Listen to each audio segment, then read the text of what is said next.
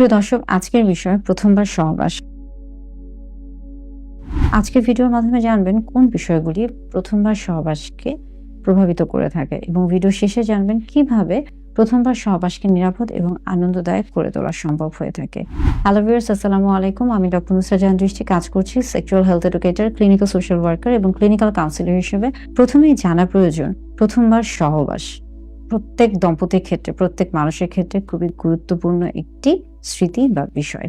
এই ক্ষেত্রে বেশ কিছু বিষয় গুরুত্বপূর্ণ, যেমন দুজনের মধ্যে সম্মতি অত্যন্ত গুরুত্বপূর্ণ বিষয়। এই ক্ষেত্রে মানসিক আস্থা এবং শারীরিক সুস্থতার পাশাপাশি প্রাথমিকভাবে সবচেয়ে গুরুত্বপূর্ণ হলো দুজনের মধ্যে মেলবন্ধন বা সম্মতি এবং নিরাপত্তা। আরেকটা গুরুত্বপূর্ণ বিষয় হচ্ছে সুরক্ষা নিশ্চিতকরণ। যদি প্রথমবার সহবাসের ক্ষেত্রে ভবিষ্যতে যদি বাচ্চা নেওয়ার সম্ভাবনা না থাকে, তাহলে অবশ্যই সেই ক্ষেত্রে কন্ডম ব্যবহার করা উচিত। এবং আরেকটা গুরুত্বপূর্ণ বিষয় হলো, এই ক্ষেত্রে অবশ্যই প্রত্যেকটি বিষয়কে গুরুত্ব দিতে হবে, অর্থাৎ ফোর প্লেকে গুরুত্ব দিতে হবে। সেটা হতে পারে শুধুমাত্র কথা বলা, শুধুমাত্র গল্প করা বা দুজন দুজনকে বোঝার চেষ্টা করা। অর্থাৎ সবসময় যে শারীরিক বা দৈহিক মিলনকে প্রাধান্য দিতে হবে তা কিন্তু না। প্রথমবার সহবাসের ক্ষেত্রে বেশ কিছু ভুল ধারণা রয়েছে।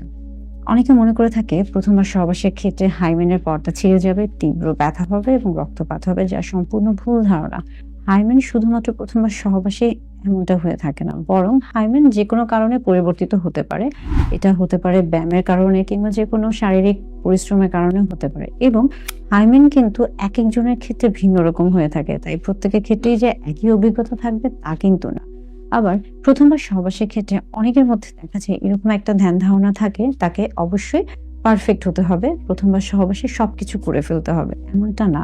অর্থাৎ এরকম চিন্তা ভাবনা নিয়ে যদি থাকেন, তাহলে সেই ক্ষেত্রে একটা শরীরে এবং মনে একটা শারীরিক চাপ তৈরি করবে, মানসিক চাপ তৈরি করবে, যার ফলে সহবাস কখনোই আনন্দদায়ক হবে না।